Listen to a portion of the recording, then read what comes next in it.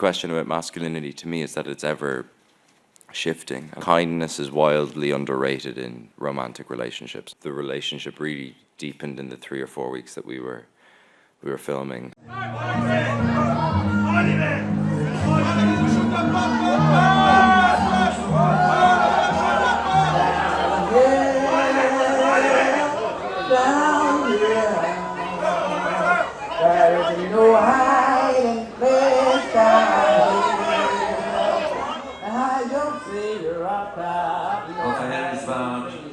I personally don't see the parallels at all between Brokeback Mountain, other than the fact that we spend a little bit of time in a tent, but each to their own in terms of how you want.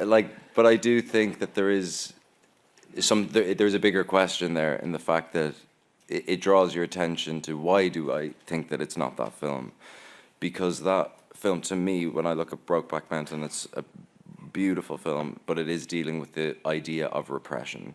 And this film is fundamentally pointed in the opposite direction. So I think, to be honest, I find those comparisons relatively lazy and frustrating. But for the most part, I think that relationship that I have to the film is born out of the fact that it's a celebration of these two men's love, not a kind of film about their repressed relationship with their sexuality. It was your first film in the US, but you didn't cast American actors for the role. Well, that was because I'd met Paul and Josh organically years before, and we kind of never even realized that we were making a film in America until he had started learning the accent. We started this film at a very interesting junction in that we'd known each other for about 5 years, and we were definitely friendly, but I think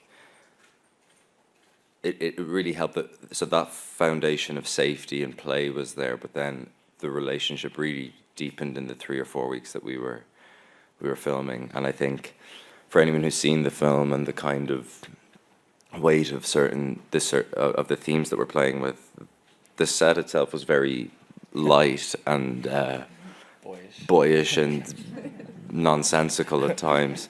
But I think, and again, it's a testament to Oliver that he didn't try to dictate the tone of the film onto the actors when they were playing. He trusted us to be in whatever kind of emotional state we felt was necessary before we would shoot certain scenes. But I felt very lucky that we knew, myself and Josh knew each other well enough to begin with, but we had a canvas to keep painting on during the filming process. I remember at the end of the first week, you and Josh running down a hill because we'd done the first week, and it was like they'd achieved something like a football team.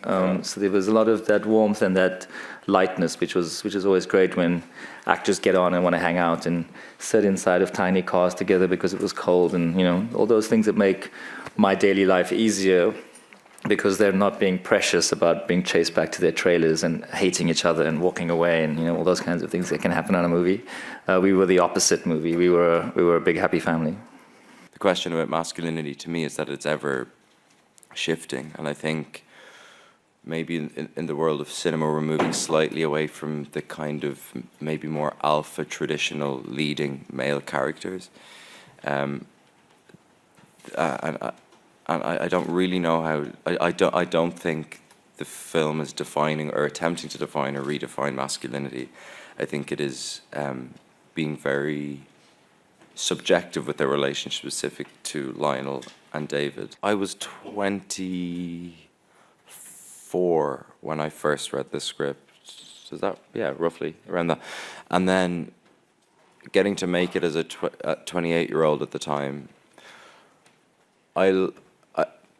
I don't think I would have been able. I don't think I would have been able to play that role the same way, and I can't be kind of direct with the answer, not kind of, because I just think life happens. Love, I think, is a very complicated. What's the thing? Andrew Scott's speech in Fleabag about love at the end. Do you know that? I think it's a wonderful at the wedding, but it's that's what I think about with it. I think it's a very hard thing to pin down, and I think again, what I found so moving about the screenplay is it's never really described in words. It's described in actions. It's described in things that you don't see. So when David is putting the feathers into the pillowcase. It's a total act of love that is not perceived by Lionel. And I think that's something in my own life that I think I've learned, is that like kindness is wildly underrated in romantic relationships and should be celebrated, I think.